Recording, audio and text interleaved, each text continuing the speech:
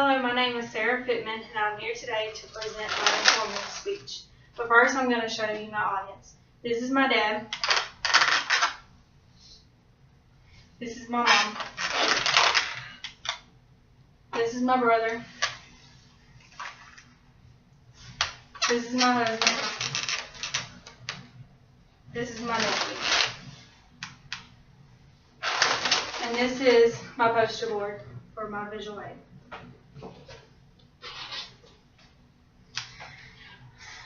The book, The American Horticultural Society Encyclopedia of Gardening, explains by Christopher Brookwell and Elvin McDonald, explain gardening in a great way. He says gardening is in some ways, like decorating the interior of your house. He also says your main objective in each case is to end up with a practical and pleasurable living space that suits you. Gardening is actually it requires a lot of hard work and a lot of patience, but it can be rewarding at the end.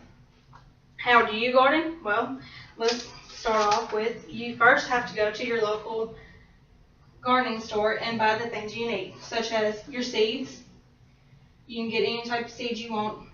Your starting dirt, which is this one. And also it is best to get a starter tray or some styrofoam cups that we like to use because it is cheaper and it requires more plants. The second thing, well, is to begin. You want to wet your soil. No, you want to put the right amount of dirt in the cup, such as this, and then wet the soil, but not too much because you don't want it to be soggy, because it can affect the process of the seed growth. A great tip actually comes from Santa Stone, and he says the first consideration is that the soil should be loose and should be often properly drained.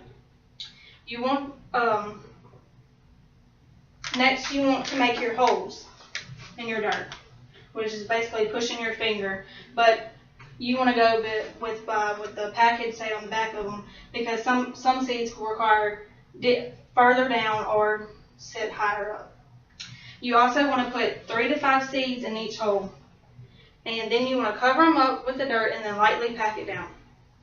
The next process is called germination, and that is after you put your seeds in and cover them up, you want to put plastic wrap over them, and you also want to label your cups so you know which ones are which, and then you put them in a sunny window to start growing, and that process takes about 7 to 14 days. And then they will sprout, like this picture. Once they start sprouting, you want to water, but with no nutrients, until the second pair of leaves come up. And once the second pair of leaves come up, you can add a little bit of nutrients. You don't want to put too much because you will damage the plant. And once you damage it, you can say goodbye to your plant. The first week I would put about 1 milliliter, and then the second week I would add another 0.5 milliliter, so 1.5. The third week being 2.0 milliliter. And then eventually they will get up to a certain height, which is about 3 to 5 inches, and you then want to replot them, as in this picture. And then you put them outside and basically let Mother Nature take its course. But you also want to fertilize. There are 2 different fertilizers. There's this kind that you will use every 2 months or so, and you will water as needed, like daily water. Make sure your plants aren't dying off. If they look like they're needing some nutrients, you can give it to them. This is also called macro grow, and it is the kind that you mix into water, and I would use this once a week, and also daily. Check on your plants and see if they need to be watered. Well, that process is mainly for tomatoes, but you can also use them for different vegetable plants such as carrots, peppers, squash, leafy lettuce, anything that is really springtime. And fall kind of requires a lot more process than this.